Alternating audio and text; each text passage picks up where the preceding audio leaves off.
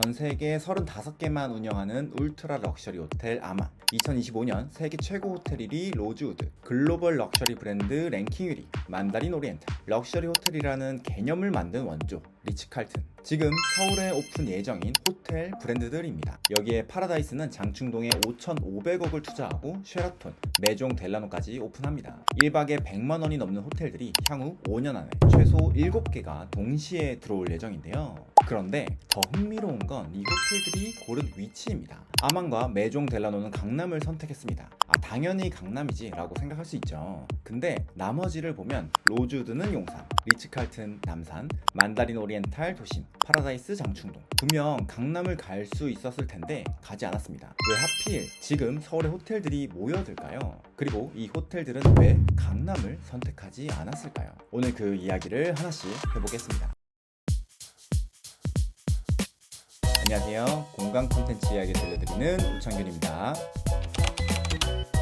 2027년 로즈우드, 2028년 파라다이스, 2029년 아만, 30년 만다린 오리엔탈. 내년부터 서울엔 매년 럭셔리 호텔 오픈 세러모니가 있을 예정인데 각 호텔별로 특이점들이 있습니다. 먼저 로즈우드는 도쿄보다 서울을 먼저 선택했습니다. 일본 미야코지마의 55객실 럭셔리 리조트를 2025년에 오픈해 운영하고 있지만 도심은 도쿄를 선택하기보다 서울을 먼저 선택한 점이 특이하죠. 만다린 오리엔탈은 128개 객실로 부티크 컨셉으로 들어오는데 일반적인 호텔이 200에서 300여 개 이상으로 수익을 가져가는 것과는 다른 행보죠. 파라다이스는 5,500억 원을 들여 장충동에 럭셔리 호텔을 직접 개발하고 있습니다. 아마는 청담동에 74개 객실, 5성급 호텔과 29세대 공동주택 등이 생기는데 이 모든 시설을 아만에서 직접 통합 관리할 예정입니다. 이렇다 보니 내년부터 다른 호텔에서 묵어보려면 지금부터 적금을 열심히 들어야겠는데요.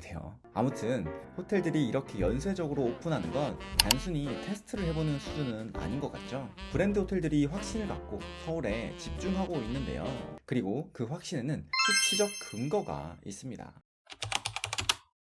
이 호텔들이 서울에 오는 가장 큰 이유 중 하나는 K-팝인데요. 정확히는 K-컬처가 한국을 출장 가는 나라에서 여행 가고 싶은 나라로 바꿔놨습니다. 2025년 방한 외국인은 1,890만 명으로 팬데믹 이전 최고치를 돌파했는데요. 실제로 한국에 관심을 갖게 된 계기도 한류 컨텐츠, 한국 문화를 접하고 나서라고도 하죠. 최근에 BTS 컴백을 하고 나서 뮤직비디오를 보는데 저도 아미가 돼버렸습니다. 남자 팬도 괜찮나요? 아저씨 팬도 괜찮을까요? 그리고 영국의 버진 애틀랜틱이 2026년 3월 29일부터 런던, 인천 직항 노선을 신설하였습니다. 항공사가 노선을 만든다는 건 그만큼 관광객 수요가 확보되었기 때문인데요. 호텔도 마찬가지입니다. 서울 호텔 시장은 지금 호황인데요. 서울 호텔 평균 객실 단가 ADR은 19만 원대를 형성하고 있습니다. 2019년 대비 50% 이상 상승한 수치인데요. 실제 제가 신라호텔이나 반얀트리를 예약할 때만 봐도 거의 100만 원 혹은 그 이상인 실도 많더라고요. 해외여행을 갔을 때 느끼는 수준으로 요금이 많이 높아졌다는 걸 체감하게 해줬습니다. 같은 호텔 시장에서도 5성급, 즉 럭셔리 호텔 시장이 더 높은 상승률을 보이는 걸 알 수 있죠. 글로벌 브랜드들이 확신을 갖고 한국에 진출하는 이유가 여기에 있을 수 있겠죠. 비슷한 상황을 먼저 겪은 나라가 있는데 바로 싱가포르입니다. 싱가포르는 약 705제곱킬로미터로 611만 명이 사는 국가입니다. 서울과 좀 유사하죠. 싱가포르의 럭셔리 호텔 ADR은 2019년도 대비 43% 상승했고 원화 기준으로는 81% 달하는 상승이 있었는데 이러한 사례를 근거로 한국의 5성급 호텔 상승도 가능하다라는 기사가 있더라고요. 실제 싱가포르 호텔 세그먼트를 살펴보면 럭셔리 호텔 ADR과 레파가 급속도로 상승하는 걸 알 수 있죠. 서울도 비슷한 구조인데 서울 관광호텔 객실은 팬데믹 이후 3.7% 증가에 그쳤고 2029년까지 공급 부족이 지속되고 있습니다. 참고로 5성급 호텔은 서울 전역에 26개 뿐입니다. 여기에 지정학적 기회 아닌 기회도 있는데요. 만약 여러분이 글로벌 럭셔리 호텔 대표라고 한번 생각을 해보자고요. 그리고 아시아 지도를 이렇게 쫙 펼쳐놓고 살펴보면 어떤 나라를 고를 것 같나요? 일본은 웬만한 호텔들이 다 들어와 있지만 그 외에는 과거 아시아의 4마리 용이라는 용어가 있었죠.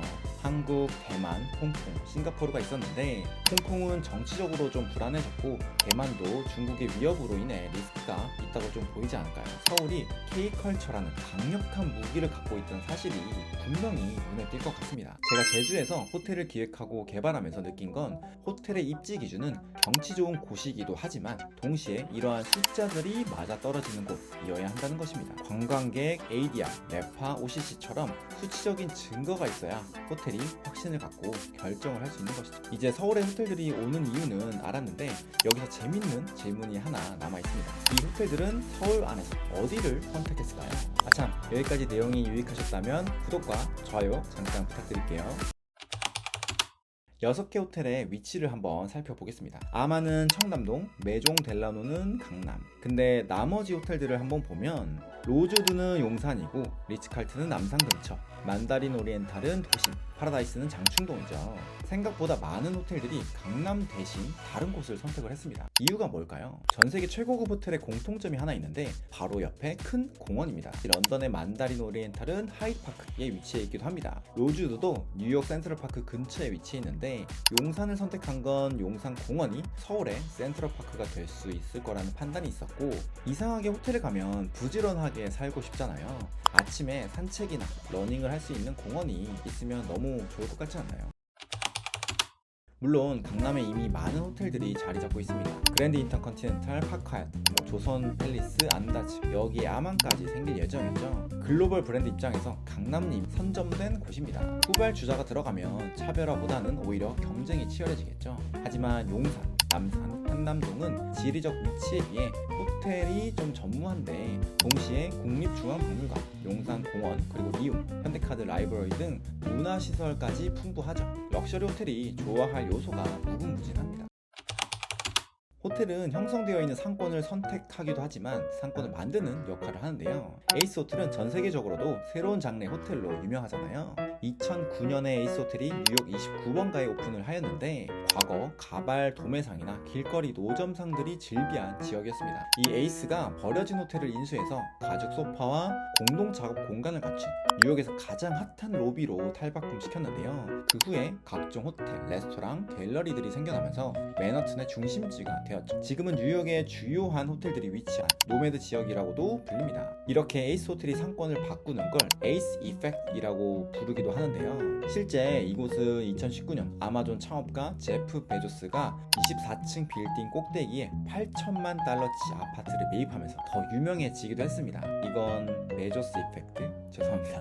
이렇게 호텔은 상권의 맥락을 바꾸고 완전히 새롭게 태어나게 만들기도 합니다. 근데 그래서 지금 우리한테 중요한 건 뭐냐? 라고 궁금해 하시는 분들이 있겠죠. 세 가지로 한번 정리를 해봤는데요. 첫 번째, 투자의 관점인데요. 호텔이 확정된 순간부터 주변 임대료 시세는 당연히 움직이겠죠.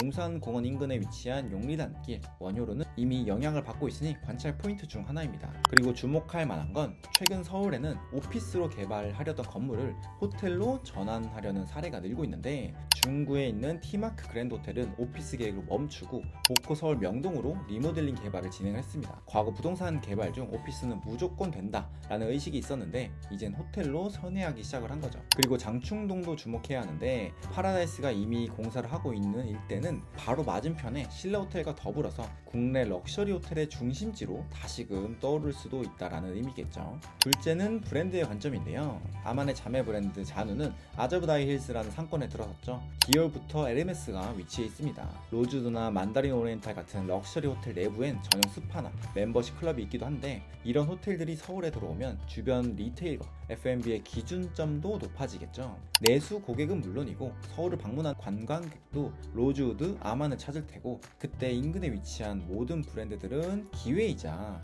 위기가 될 수 있습니다. 아무래도 브랜드 스탠다드가 높아지기 때문에 이와 시너지를 낼 수 있는 곳들은 더 주목을 받을 거고, 그렇지 못하면 도태되겠죠. 이 럭셔리 호텔의 등장이 시장 전체 가격 상단을 높이는 효과를 가져올 수 있다고 보는데요. 이는 호텔뿐만 아니라 호텔 중심으로 상권의 생태계가 재편성될 수 있다는 거겠죠.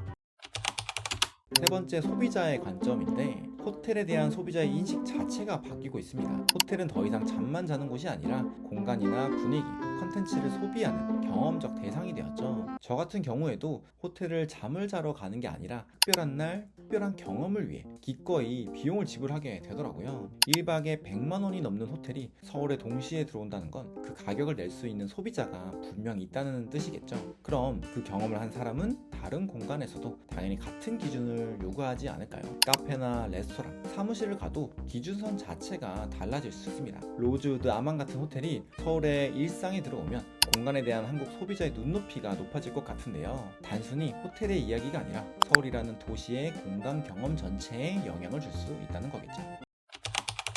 내년부터 매년 새로운 호텔이 오픈할 예정인데요.